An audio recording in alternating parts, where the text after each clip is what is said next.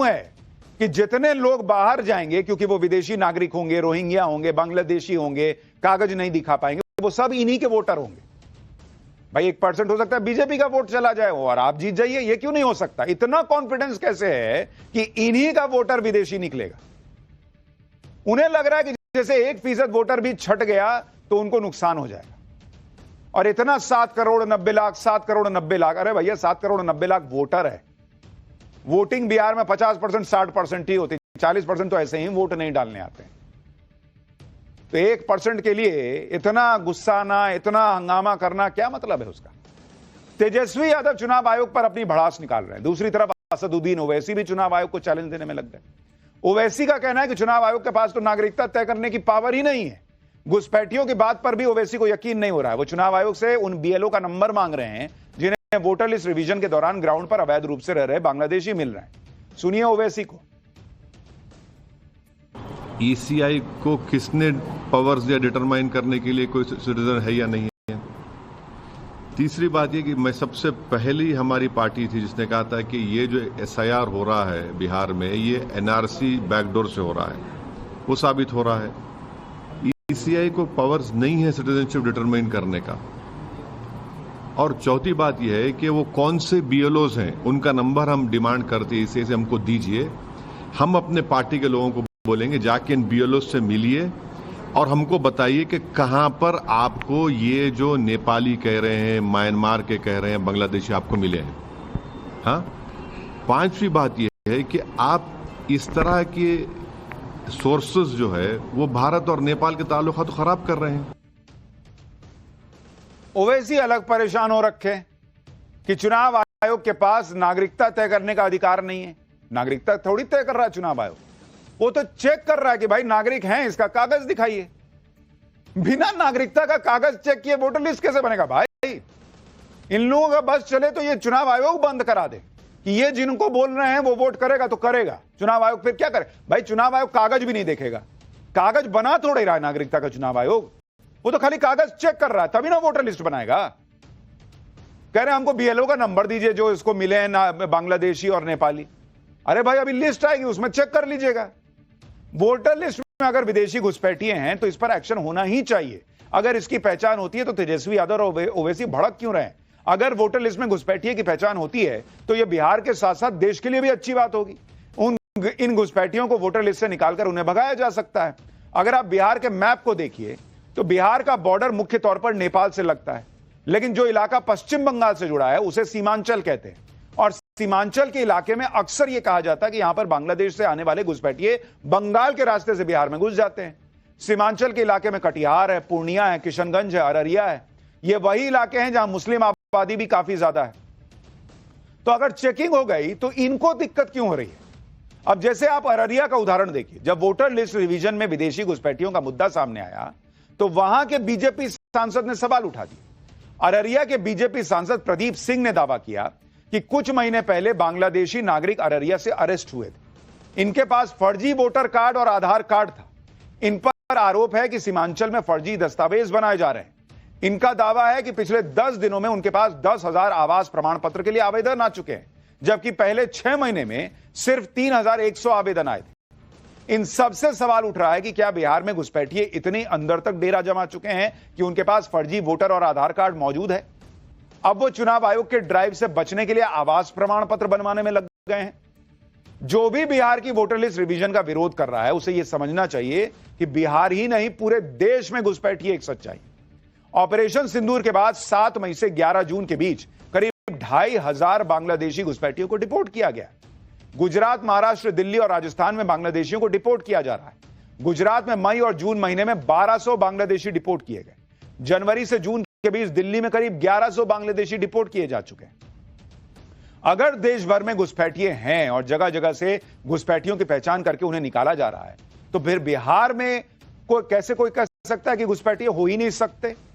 हमने आपको बताया था कि बिहार का एक हिस्सा पश्चिम बंगाल से जुड़ता है और बांग्लादेशी हो या रोहिंग्या हो, इनके लिए पश्चिम बंगाल के रास्ते बांग्लादेश से आकर बिहार में घुसपैठ कर लेना कोई बहुत बड़ी बात नहीं है। सीमांचल के इलाके में बड़ी मुस्लिम आबादी भी है, तो इन सब घुसपैठियों के लिए आबादी में घुल मिल जाना और यहां फर्जी तरीके से वोटर लिस्ट में आ जाना कोई बहुत बड़ा काम नहीं है, मुश्किल नहीं है। ये बिहार में सीमांचल के इलाके की अगर मुस्लिम आबादी आप देखिएगा तो आपको अपने आप समझ में आएगा कि कैसे ये लोग जो है वहां पर अपना घुल मिल जाते हैं और फर्जी वोटर कार्ड कुछ भी बना लिया, हो गया काम। अगर आप मुस्लिम आबादी देखिए, बिहार के सीमांचल का आपको हिसाब बता रहा हूं कि वहां पर मुस्लिम आबादी कितनी है। जैसे आप किशनगंज का इलाका देखिए, किशनगंज में 68%, 68% मुस्लिम आबादी है। इसी तरह से पूर्णिया देखिए, पूर्णिया में 39% मुस्लिम आबादी। अब कोई बांग्लादेशी आकर, रोहिंग्या आकर यहां घुस जाएगा, पहचान पाइएगा आप। अररिया में जो है मुस्लिम आबादी वो करीब 43% है, 43%। और इसी तरीके से कटिहार, यहां 45% मुस्लिम आबादी। और ये सारा सीमांचल का इलाका आपको बता रहा हूं। इसलिए वोटर लिस्ट से एक एक वोटर को चेक किया जा रहा है, जिससे वोटर लिस्ट में अगर कोई विदेशी व्यक्ति आ गया है, फर्जी आधार कार्ड, वोटर कार्ड बनाए हुए, तो उसको बाहर किया जाए। लेकिन इंडी गठबंधन एकदम उखड़ा हुआ है कि इस तरह से वोटर लिस्ट क्यों चेक कर रहे हैं। नरेंद्र मोदी और अमित शाह तो घुसपैठियों की पहचान करके उन्हें भगाने का काम ऑलरेडी कर रहे हैं। इंडी गठबंधन उल्टी ही बात कर रहा है कि अगर बिहार के वोटर लिस्ट में घुसपैठिए हैं तो अमित शाह को इस्तीफा देना चाहिए। सुनिए आरजेडी के मनोज झा को। वो अमित शाह पे इशारा कर रहे हैं। संतोष मांझी जी का बयान सीधे गृह मंत्री को चैलेंज है कि गृह मंत्री जी आपसे नहीं हो पाया, इस्तीफा दे दो। अब ये सूत्र कौन है? उत्पात मचाने के लिए, नफरत के बीज बोने के लिए।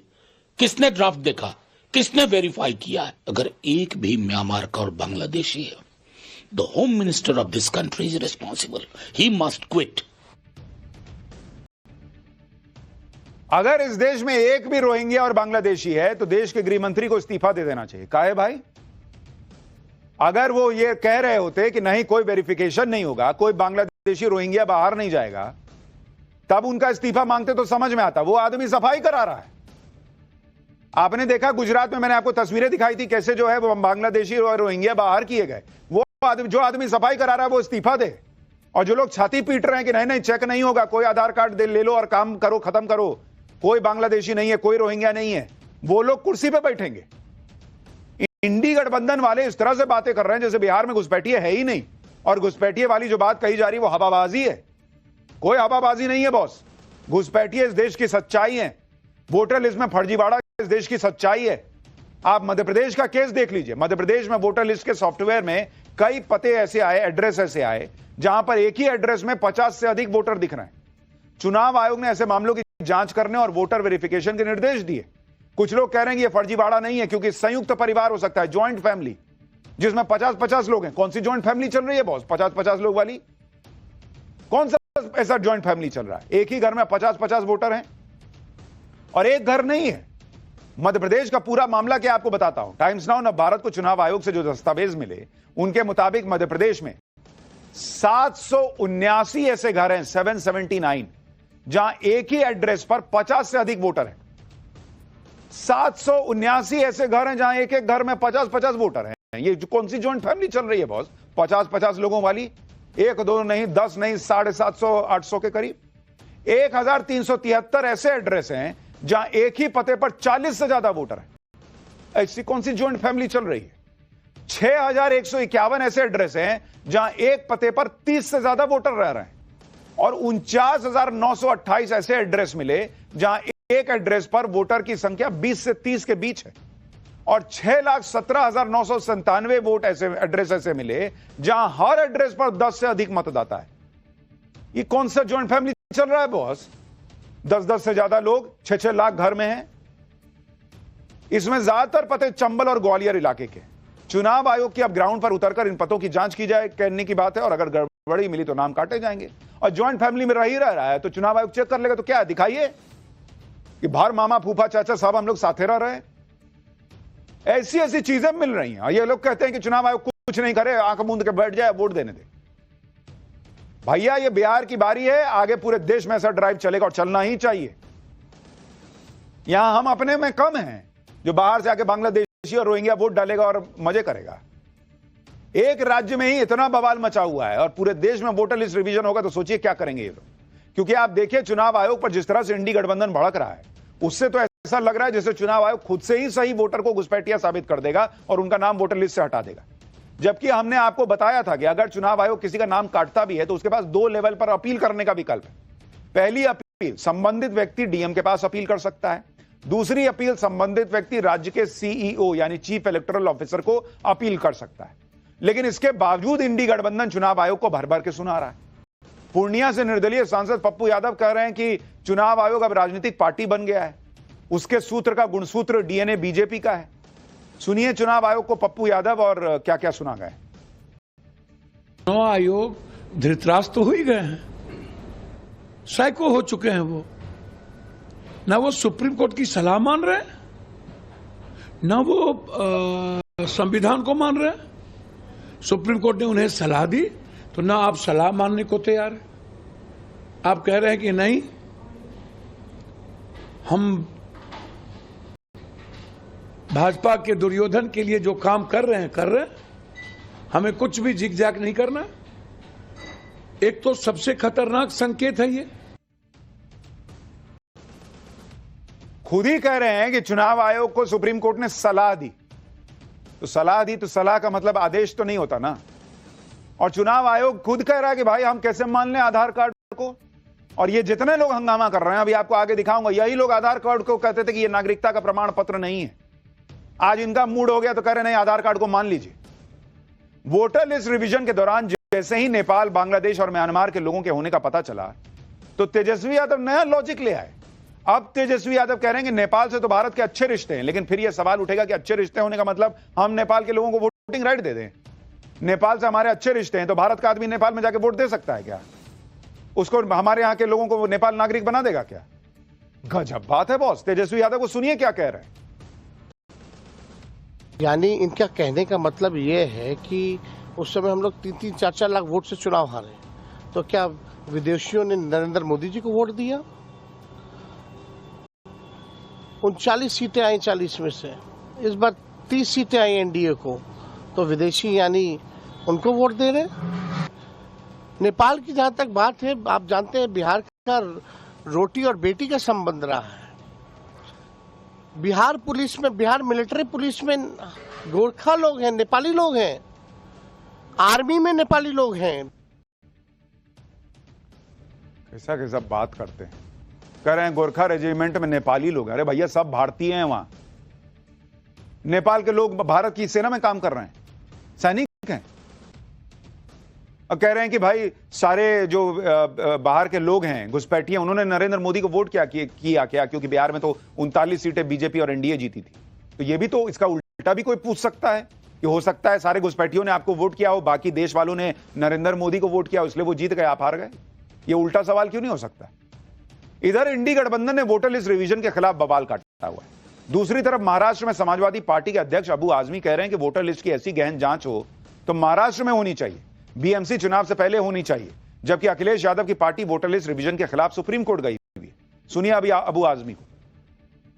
और आने वाला जो बिहार का इलेक्शन हो या दूसरा कोई भी इलेक्शन हो, साफ सुथरा इलेक्शन हो, ये इलेक्शन कमीशन को तय करना चाहिए। इलेक्शन कमीशन किसी के पास किसी का बंधुआ मजदूर नहीं है। बिल्कुल होना चाहिए, बिल्कुल होना चाहिए। मैं चाहूंगा कि इस इलेक्शन के पहले इसकी पूरी जांच होना चाहिए। इसमें किसी ने भी गलत नाम डाला उसको काटना चाहिए और गलत नाम डालने वाले अधिकारियों को सजा भी होना चाहिए।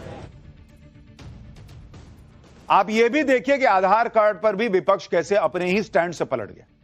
बिहार में विपक्ष आज मांग कर रहा है कि चुनाव आयोग वोटर लिस्ट के वक्त आधार कार्ड को भी एक डॉक्यूमेंटेड सबूत के तौर पर अपनाए।